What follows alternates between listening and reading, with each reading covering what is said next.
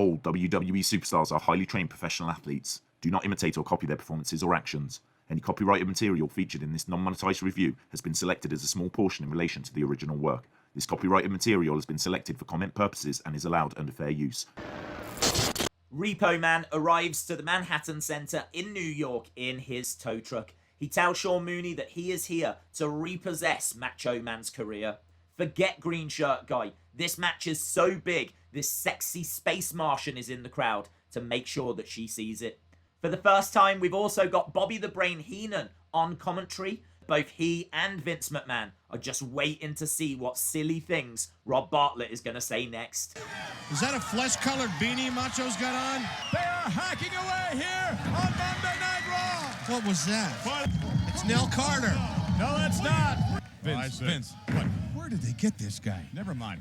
Matches, and let's start with a botch. Vince announces tag team action that we never actually get. And then tag team action.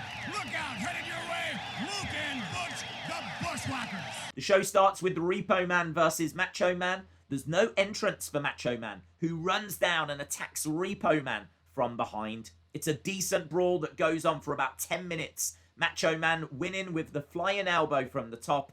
This gets 2 Vinces. It also allows Vince to say this. What a show-off. That's okay, he has his hat back. Check this guy out. Perfectly sums up what it's like to actually watch Raw when the cameras aren't on you compared to when they are. Next we get Kamala versus the Brooklyn Brawler, which leads us to our highly rated segment. Who the funk is that guy? Steve Lombardi, aka the Brooklyn Brawler, began wrestling in 1983, and he was used as the premier job guy. In 1989, he became the Brooklyn Brawler and was briefly managed by Bobby the Brain Heenan.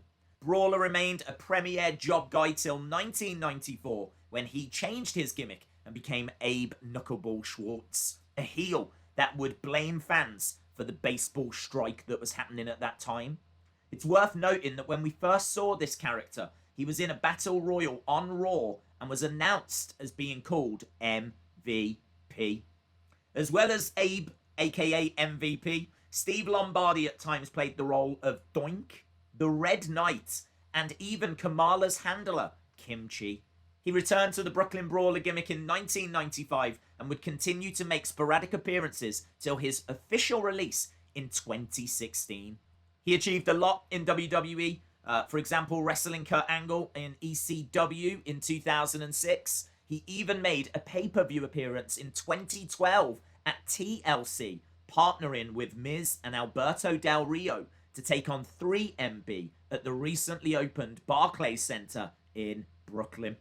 His final appearance was in 2018 when he was used in a backstage segment at Raw 25, seen giving advice to Kurt Hawkins. This match is a simple match that's just designed to get across Kamala's recent face turn. Reverend Slick was trying to bring Kamala's human, compassionate side out, and so it features one of the weirdest chants ever. And listen to this. You are a man. There's plenty of charm in this squash match. Kamala finally winning with a big splash and an unorthodox pin to a decent pop from the crowd. Although clearly these 3 weren't that impressed. I'm giving this 1.5 Vinces.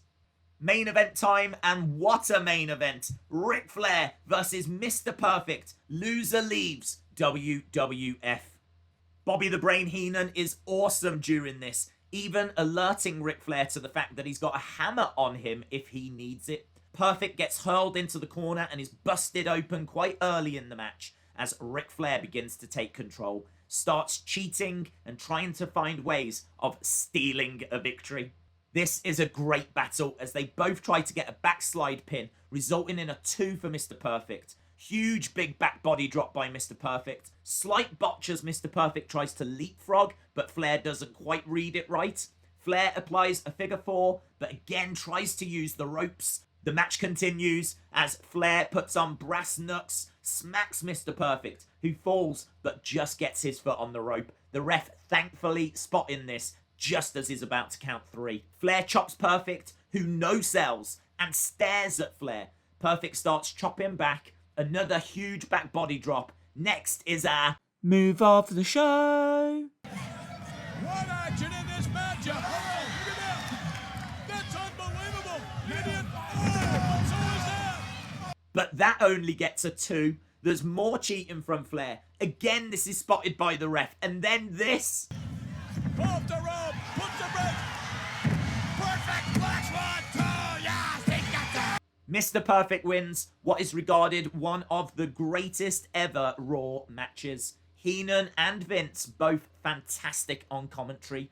The crowd is a little bit subdued, to be honest. And for that reason, I'm going to give this 4 Vinces. Elsewhere, Vince interviews Slick, who says about Kamala to the crowd, "You opened your heart to him. Now he's opening his heart to you." The crowd seem to respond well, except there's a slight problem. Heenan is on commentary at the time, so when we get this shot of the crowd, why is he in the ring? We also get a post-Royal Rumble report with news that the VHS tape will be available on February 11th, 1993. Quick results are that Bret the Hitman Hart retained over Razor Ramon, Shawn Michaels retained the IC title over Marty Jannetty, Giant Gonzalez and Lex Luger both made their debuts, and Yokozuna won the Royal Rumble. Finally, Raw ends with the announcement that Ric Flair will be seeing out the rest of his contracted dates for the week, and next week we get Typhoon versus Doink. This is a tricky show to rate because there's not much outside of the Ric Flair Mr. Perfect match, but what a match that was. I'm going to say that this is a 7.5 Raw.